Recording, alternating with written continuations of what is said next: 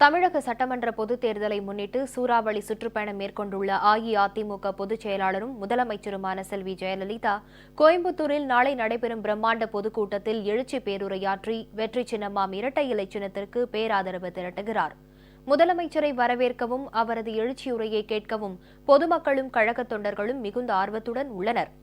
அனைத்திந்திய அண்ணா திராவிட முன்னேற்றக் கழக பொதுச் செயலாளரும் முதலமைச்சருமான செல்வி ஜெயலலிதா மக்களால் நான், மக்களுக்காகவே நான் என்ற தாரக மந்திரத்துடனும் தமிழகத்தின் 234 சட்டமன்ற தொகுதிகளிலும் மகத்தான வெற்றி என்ற முழக்கத்துடனும் தமிழகத்தின் பல்வேறு பகுதிகளிலும் தேர்தல் பிரச்சார பொதுக்கூட்டங்களில் எழுச்சி பேருரையாற்றி கழக வேட்பாளர்களுக்கு பேராதரவு திரட்டி வருகிறார்.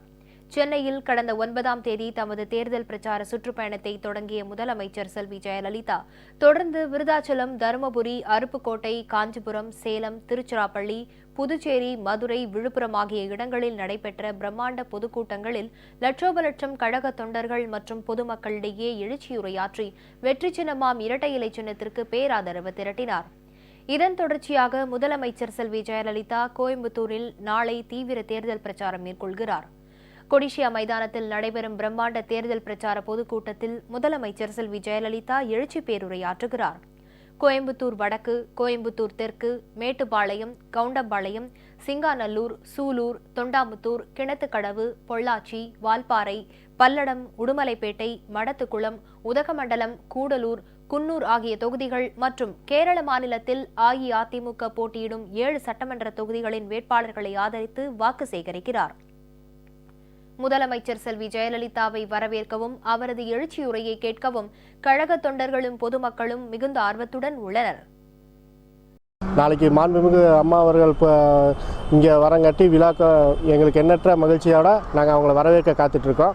அவங்களோட சிறந்த சேவைகள்லாம் என்னென்னா தகவல் தொழில்நுட்பத்துறையில் இப்போ ஒரு பெரிய எண்ணற்ற திட்டங்களை நிறைவேற்றியிருக்காங்க. நம்ம எல்லா தாலுக்காவும் எல்லா பஞ்சாயத்து போகிறதையும் இப்போல்லாம் வந்து ஐடி சேவை மையம் எல்லாத்தையும் விரைவாக கொடுத்துட்ருக்காங்காட்டி எங்களுக்கு உடனடியாக நாங்கள் அங்கங்கே லைனில் இப்போ நிற்க வேண்டியதில்லை. போன நாளே எங்களுக்கு உண்டான பிறப்பு சான்றிலேருந்து எல்லாமே ஈஸியாக கிடைக்கிது. அது இல்லாமல் மகளிருக்கு உண்டான சிறப்பு திட்டங்கள் அது எங்களுக்கு எல்லாமே இந்த கோவை மாவட்டத்திலேருந்து பார்த்திங்கன்னா திருமணத்தை உதவித்தொகையிலேருந்து கர்ப்பிணிகள் அந்த மகளிருக்கு உண்டான உதவித்தொகையிலேருந்து எல்லாத்தையும் செஞ்சு எங்களுக்கு சிறப்பாக கொடுத்துருக்காட்டி அம்மா அவர்கள் வந்தது எங்கள் கோவை மாவட்டத்தில் மிக்க மகிழ்ச்சி. அம்மாவோட திட்டங்கள் வந்து நிறைய பண்ணியிருக்காங்க. சொல்ல முடியாத அளவுக்கு நிறையா சொன்னதையும் செஞ்சுருக்காங்க, சொல்லாததையும் எக்கச்சக்கமாக செஞ்சுருக்காங்க. குழந்தைகளுக்குன்னு எடுத்துட்டிங்கன்னா எல்லாமே ஃப்ரீ ஆயிடுச்சுங்க. அதை பார்த்திங்கன்னா புக்ஸ் ஆகட்டும், லேப்டாப் ஆகட்டும், சைக்கிள் ஆகட்டும், பேக் ஆகட்டும், ஸ்லிப்பர்ஸ் எல்லாமே பண்ணி கொடுத்துருக்காங்க. சத்துணவு திட்டத்தை பார்த்திங்கன்னா மேம்படுத்தி ரொம்ப நல்லா பண்ணியிருக்காங்க. அதுபோல் கோவை மாநகரில் பார்த்திங்கன்னா ஏகப்பட்ட இடத்துல பாலங்கள், இது மாதிரி நிறைய நல்ல திட்டத்தில் பண்ணியிருக்காங்க. நாங்கள் வந்து அம்மாவை வரவேற்கிறோம் கோயம்புத்தூருக்கு. அம்மா சிறப்பு முகாம்னு ஒரு முகாம் போட்டாங்க. அந்த முகாமில் பார்த்திங்கன்னா எல்லாருமே இப்போ ரேஷன் கார்டு பேர் திருத்தம், இருப்பிடல் சான்றிதழ், ஜாதி சான்றிதழ் போனால் 10 நிமிஷம் 15 நிமிஷத்தில் அந்த அம்மா சிறப்பு முகாமில் அது பண்ணி கொடுத்துட்றாங்க. அது எங்களுக்கு ரொம்ப சந்தோஷமாக இருக்குது. அம்மாவோட ஆட்சியில் பார்த்திங்கன்னா லேப்டாப் கொடுத்துருக்காங்க. அந்த லேப்டாப் வந்து மிகவும் இந்த எங்களை போகிற மாணவர்கள் மிகவும் சந்தோஷமாக இருக்கிறார்கள்.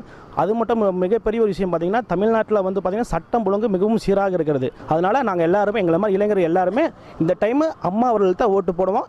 கோயம்புத்தூருக்கு வருகை தர இருக்கிறாங்க. அதனால் நாங்கள் எல்லாருமே கோவை மக்கள் எல்லாருமே மிகுந்த மகிழ்ச்சியுடன் இருக்கிறோம். ஏன்னா மின்வெட்டு கடந்த திமுக ஆட்சியில் மின்வெட்டுனால இங்கே இருக்கிற நானும் ஒர்க்ஷாப் வச்சு தான் நடத்திட்டு இருக்கிறேங்க.